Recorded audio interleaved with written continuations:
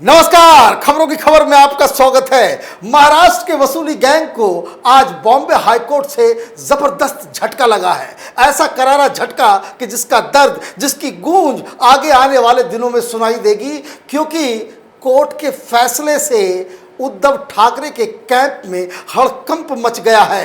एक तो अनिल देशमुख का केस आज बॉम्बे हाई कोर्ट में उसकी सुनवाई हुई, दूसरा रश्मि शुक्ला के मामले में कोर्ट ने कुछ फैसले लिए हैं, और चारों तरफ से ये उद्धव ठाकरे सरकार जब अब घिर गई है, दुनिया को मालूम चल गया है कि किस तरीके से ये अघाड़ी सरकार अपने पुलिस वालों से ही पैसे उगाही करवाने का धंधा करवा रही थी। तो अब जिसको कह सकते हैं कि बड़े ही बेआबरू होकर उद्धव ठाकरे सरकार खुद मैदान में कूद गई है। एक अर्जी लगाई है हाई कोर्ट के अंदर और ये विनती की है कोर्ट से कि ये जो सीबीआई जांच कर रही है ये इलीगल है, इसे बंद करवाया जाए, क्योंकि ये अपने जो कोर्ट से जो आदेश मिले थे उसका वो उल्लंघन कर रही है। क्या दलील है, किस तरीके से महाराष्ट्र की जो सरकार है वो इस वसूली गैंग को डिफेंड करने जा रही है, इसके बारे में पूरी डिटेल, पूरा कच्चा चिट्ठा हमारे पास है। उसके बारे में मैं आपको बताऊं उससे पहले उस खबर के बारे में जानना ज़रूरी है कि जो आज जो तमाचा बॉम्बे हाईकोर्ट ने इस वसूली गैंग के गाल पे लगाया है।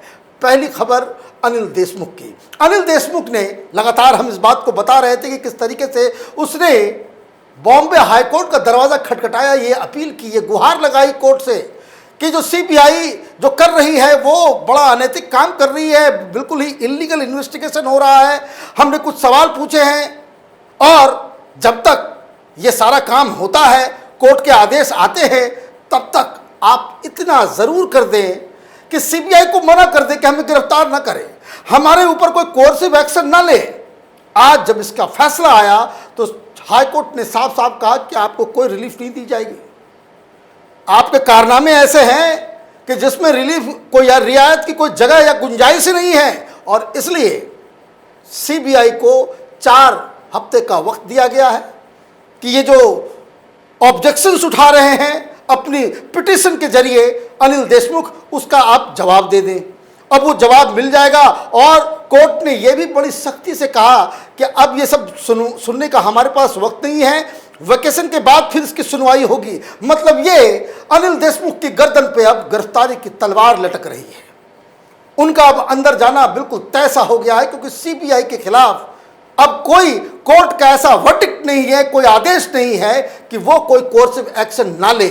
मतलब ये कि सीबीआई जिस स्पीड से अनिल देशमुख का पीछा कर रही है, उनके गुनाहों को कुरेद रही है और सबूत इकट्ठा कर रही है, तो ऐसे में अनिल देशमुख का बचना बड़ा मुश्किल सा लग रहा है। कल हमने बताया था और आज वो तमाम मीडिया और चैनलों पे नजर आ रहा है कि किस तरीके से महाराष्ट्र के ये पूर्व गृह मंत्री के 2 बेटे बॉम्बे में नहीं, कोलकाता में शेल कंपनीज खोल के पैसे का 1 2 का 4 4 2 का 1 कर रहे थे। ब्लैक मनी को वाइट, वाइट को ब्लैक करने का जो धंधा ये कर रहे थे लाल बाजार कोलकाता से, उसका भी खुलासा हो गया है, और इसलिए ये लोग डरे हुए हैं। लेकिन आज कोर्ट की तरफ से कोई उन्हें राहत नहीं मिली। दूसरी खबर कोर्ट से एक और आई, एक और फैसला हुआ है। ये रश्मि शुक्ला के पिटीशन के ऊपर बातचीत हुई है कि जिसमें रश्मि शुक्ला के ऊपर दबाव डालने के लिए लगातार उन्हें मुंबई बुलाया जा रहा था कि आप मुंबई आए, साइबर सेल के सामने अपना पूरा बयान दे, हमें आपसे पूछताछ करनी है कि किस तरीके से आपने जो इन्वेस्टिगेशन किया था, ये जो वहां पे ट्रांसफर पोस्टिंग के लिए जो पूरा खेल चल रहा था, ये जो रिपोर्ट आपने तैयार की वो रिपोर्ट कैसे लीक हो गया, कैसे ये देवेंद्र फडणवीस के पास पहुंचा। तो इसके ऊपर बॉम्बे हाईकोर्ट ने साफ साफ कहा कि कोरोना काल है और इस दौरान अगर वो यहाँ नहीं आना चाहती तो आप एक काम करें कि आप वहाँ जाकर के बातचीत करें, पूछताछ करें, जो सवाल पूछना है अब सवाल पूछें और वो वहाँ से जवाब दे देगी। और साथ ही साथ रश्मि शुक्ला ने यह भी कहा था कि ये मुझे बॉम्बे पुलिस ये अरेस्ट करने के लिए ये सारा कुचक्र रच रही है, तो ये हमें रिलीफ दिया जाए। तो एक तरफ तो कोर्सिव एक्शन के लिए अनिल देशमुख ने गुजारिश की थी जिसे रिजेक्ट कर दिया गया, लेकिन जज साहब इतने सख्त थे कि महाराष्ट्र की सरकार की तरफ से जो वकील थे उन्होंने साफ साफ कह दिया कि माय लॉर्ड, हम रश्मि शुक्ला से सिर्फ सवाल जवाब करेंगे, उनको गिरफ्तार नहीं करेंगे। तो ये फैसला एक तरह से कहा जा सकता है कि रश्मि शुक्ला के फेवर में गया। यहां भी वसूली गैंग को एक झटका लग गया। लेकिन अब सवाल एक और बड़ा खड़ा हो गया है, वो ये कि जब हर तरफ से उद्धव ठाकरे सरकार पूरी तरीके से फंस चुकी है, पूरी दुनिया के सामने उद्धव ठाकरे की सरकार बेनकाब हो चुकी है कि किस तरीके से अनर्थ कर रहे थे ये लोग, लूटने खसोटने का सारा काम, सारा जिम्मा इन मंत्रियों ने ले रखा था। और उसके बाद सबसे बड़ी बात तो यह है कि जब पकड़े गए तो किस तरह से इन लोगों ने डिफेंड किया था। और अब सीधे सीधे उद्धव ठाकरे ही मैदान में कूद गए हैं वसूली गैंग को बचाने में। महाराष्ट्र की सरकार बॉम्बे हाई कोर्ट में एक अर्जी डाली है। अर्जी ये डाली है कि ये जो सीबीआई की एफआईआर है, ये दरअसल वो अनऑथराइज्ड है, ये सही नहीं है। जो आदेश हाईकोर्ट से मिला था उस हाईकोर्ट के आदेश की अवहेलना है। और जो बात कही गई है जरा सुनिए क्या लिखा गया है। The FIR is clearly intended to carry out fishing and roving inquiry into the administration of the state in order to find out some material enabling political grounds that are presently not in power in the state try to destabilize the state government led by Chief Minister Uddhav Thackeray. मतलब ये उद्धव ठाकरे ये बता रहे हैं court को कि ये जो सीबीआई जांच कर रही है वो दरअसल पॉलिटिकल अपोनेंट को फायदा पहुंचाने के लिए कर रही है। इसमें कोई तथ्य नहीं है, इसमें कोई सब्सटेंस नहीं है, और ये सिर्फ और सिर्फ महाराष्ट्र की सरकार को डिस्टेबलाइज करने के लिए किया गया। इन्होंने अपना इंटेंशन बता दिया कि सीबीआई की जांच रोकिए, ये सरकार को रोकने, सरकार को बदनाम करने की साजिश का हिस्सा है। लेकिन इसका लॉजिक क्या है, इसके पीछे जो कानूनी आर्गुमेंट वो क्या है? तो इसमें वो लिखते हैं the state claim that the FIR कौन? सीबीआई के एफआईआर के बारे में बात हो रही है। FIR exceeded the limit permitted by HC in its direction and was nullified. It added that two unnumbered paragraphs were wholly illegal and unauthorized and the probe must be halted on them. और इसमें जो legal aspect है वो ये बता रहे हैं कि जो एफआईआर सीबीआई ने दर्ज की है इसमें दो ऐसे पैराग्राफ हैं जो बताता है कि ये सब का सब, ये जो पूरा जो प्रोब है वो मेलाफाइड, मतलब गलत इंटेंशन से किया जा रहा है। इंटेंशन क्या है? सरकार को बदनाम करना, डिस्टेबलाइज करना। और इसलिए इन दोनों पैराग्राफ में जो बातें लिखी हुई है वो इलीगल है। मतलब ये कि इन सब चीज़ों के ऊपर जो जांच हो रही है उसको रोक देनी चाहिए। अब ये दो पैराग्राफ क्या है? सबसे बड़ी बात यह है कि जो आप ऑब्जेक्शन उठा रहे हो कि एफआईआर में दो ऐसे पैराग्राफ हैं जो इलीगल हैं, हाईकोर्ट ने जो आदेश दिए थे उसको वो उसकी अवहेलना हो रही है, तो वो दो पैराग्राफ क्या है वो जब आप सुनेंगे तब आपको समझ में आ जाएगा पूरा खेल कि उद्धव ठाकरे सरकार दरअसल करना क्या चाह रही है। तो वो पैराग्राफ है, जरा देखिए क्या है जो लिखा हुआ है।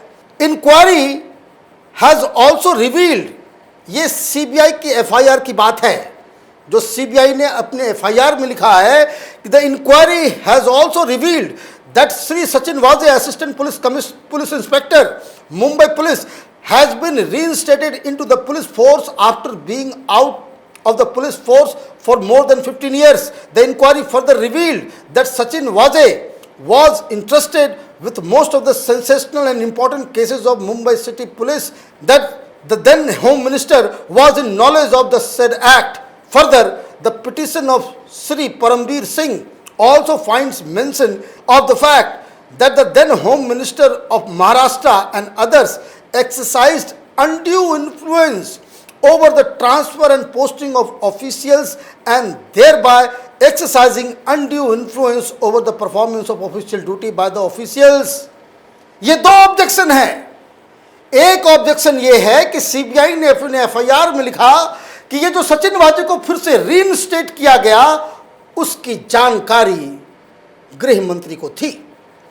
और दूसरा जो सबसे महत्वपूर्ण एलिमेंट है वो ये कि ये जो ट्रांसफर पोस्टिंग का जो लफड़ा चल रहा था ये जो खुला खेल फरोखाबादी का धंधा चल रहा था उसकी भी जानकारी होम मिनिस्टर को थी और ये लोग इसमें बाकायदा इन्फ्लुएंस किया करते थे। साथ ही साथ कई सारे पॉलिटिकल और इंपॉर्टेंट केसेस के अंदर पुलिस के ऊपर, अधिकारियों के ऊपर ये दबाव डालते थे कि आप इन्वेस्टिगेशन इस तरीके से करो, उस तरीके से करो। और यही जो 2-3 बातें हैं, जो 2 अननंबर्ड पैराग्राफ के बारे में जो उद्धव ठाकरे सरकार जिसके खिलाफ कोर्ट गई है, उनका कहना है कि ये जो 2 बातें जो सीबीआई ने अपने एफआईआर में डाला है, एक सचिन वाजे के उसको फिर से वापस नौकरी मिलाने का, और दूसरा जो होम मिनिस्टर ये जो ट्रांसफर पोस्टिंग के चक्कर में वो कर रहे थे धंधाबाजी, और तीसरा वो कि ये पुलिस के इन्वेस्टिगेशन में नाक घुसेड़ते थे। ये 3 बातें जो हैं महत्वपूर्ण, जिसका जो पिटीशन महाराष्ट्र की सरकार की तरफ से डाला गया है हाईकोर्ट में, उसको इसमें मेंशन किया गया है। अब पिटीशन में तो सिर्फ आपने डाल दिया, दलील क्या दे रहे हैं पिटीशन में? तो वो ये बता रहे हैं कि द स्टेट सेड, मतलब उद्धव ठाकरे सरकार, महाराष्ट्र की सरकार, it is most strange and shocking that the person who is responsible और who has himself done various acts mentioned in these paragraphs related to Waze is not made an accused, though a person who is allegedly in knowledge of the fact is made accused. अब ये दलील दे रहे हैं कि ये किस तरह का एफआईआर सीबीआई ने डाला है कि जो सचिन वाजे है जिसने वो काम किया है या उसको सारा कुछ जो था, जो मेन कल्प्रिट है, उसको सीबीआई ने अक्यूज नहीं बनाया, और जो सिर्फ जिसके पास इस बात के नॉलेज था उसे आपने अक्यूज बना दिया। मतलब ये कि सचिन वाजे को भी अक्यूज बनाना था, लेकिन आपने सचिन वाजे को अक्यूज नहीं बनाया सीबीआई ने, आपने सिर्फ अनिल देशमुख को अक्यूज बनाया। अब ये जो आर्गुमेंट है, इसी में उद्धव ठाकरे सरकार फंस गई है।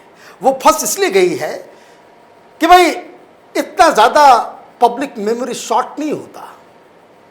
जब ये सचिन वाजे के बारे में ये लिख रहे हैं कि person who has done this, वो सारा कुकर्म जो है जिस शख्स ने किया, जिसको आप अभी आरोपी बनाना चाह रहे हो, अक्यूज बनाना चाह रहे हो, आपके ही उखाड़ दिया। एडिटर ने तो लिखा था कि ईमानदार, कैपेबल है, देशभक्त है।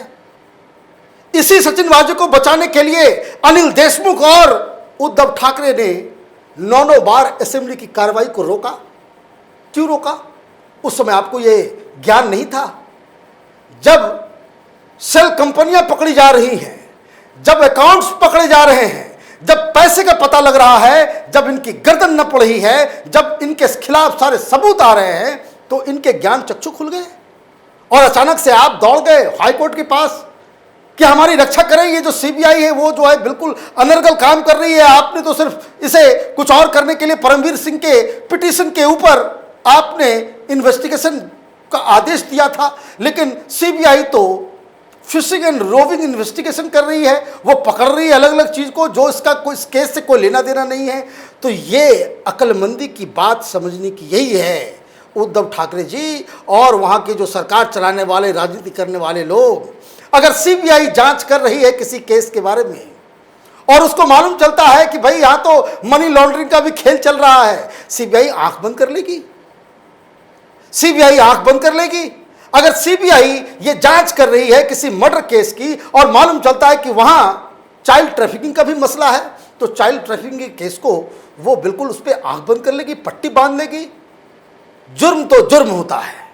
ये बात अलग है कि महाराष्ट्र की सरकार की नजरों में जो जुर्म और क्या सही, क्या गलत, क्या अधर्म है, क्या धर्म है, उसका भेद भले ही इस अघाड़ी सरकार की आंखों के सामने मिट गया हो, उनको समझ में नहीं आ रहा क्या सही है क्या गलत है, लेकिन देश की जनता समझ रही है, हाईकोर्ट भी समझ रही है, और तो और जो सारे लोग इस केस के ऊपर नजर रखे हुए हैं उनको भी समझ में आ रहा है कि हाँ, दाल में कुछ काला नहीं।